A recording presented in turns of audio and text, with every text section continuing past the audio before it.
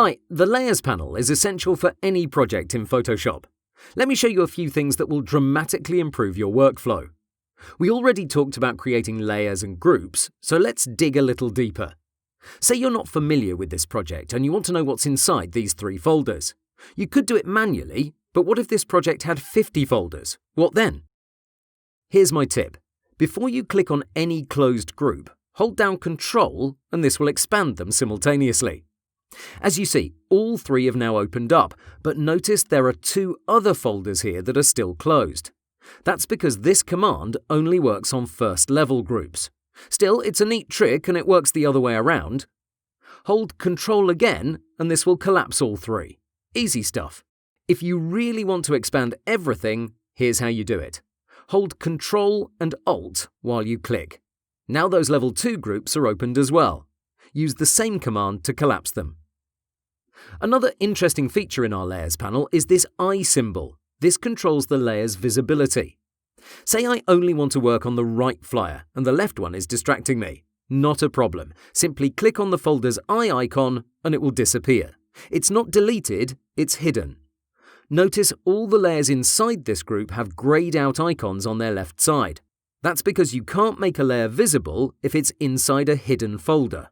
And that makes sense. Look at what happens if I try to enable the visibility of the first layer inside this folder. This will activate the eye icon for the group because Photoshop understands I want to work on it. That's something to be aware of. Moving forward, you can toggle any layer's visibility. What's nice is that you can hold down your left mouse click and scroll up or down. This is how you can easily hide a bunch of layers with little to no effort. The same thing applies vice versa if you want to reveal them. But say your project is huge, maybe it has hundreds of layers. How can you hide everything except one particular layer or folder? Well, here's the trick. Hold down Alt or Option and click on the layer or folder you want to remain visible. And there you go. Everything is now hidden, and if you click again, everything will be revealed.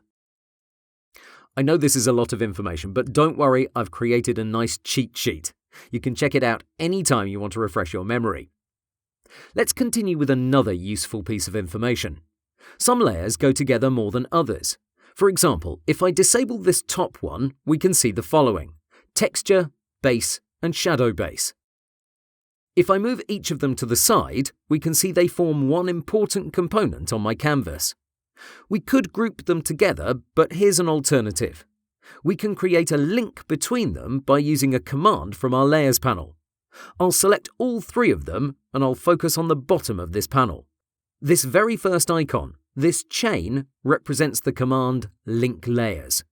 Once I click it, you'll notice the same icon has appeared next to each layer.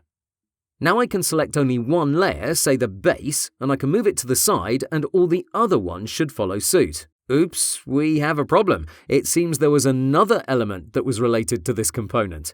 It's this folder called Texture Shadow. Not a problem. I'll select it along with any one of these 3 layers. I don't need to get all 4 together. If you select one layer that's already linked, that's going to be enough to create the connection between all 4. Great, let's try this again. Yep, perfect. They all move together.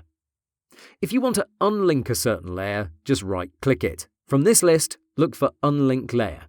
Now this is independent, but the other 3 are still connected. If you want to break that chain, select them all and click on this icon at the bottom of the Layers panel. Finally, I want to show you a few ways to duplicate any layer or group.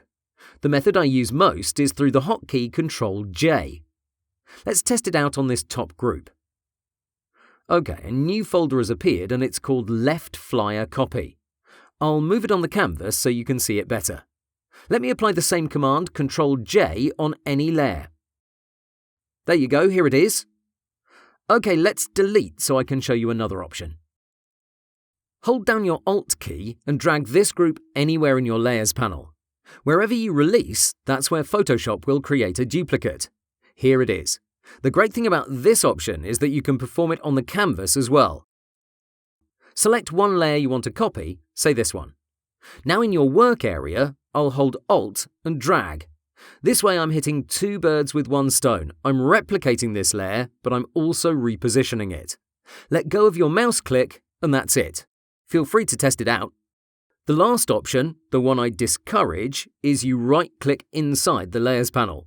From this list, choose Duplicate Layer. A new window will appear asking you for the new layer's name as well as its location, meaning inside the document or in a new one. Hit OK and it does the same thing. My advice is you stick with Ctrl-J or the Alt-Drag technique. OK, this wraps up this lecture, but stay tuned for the next one because it's closely related to this subject.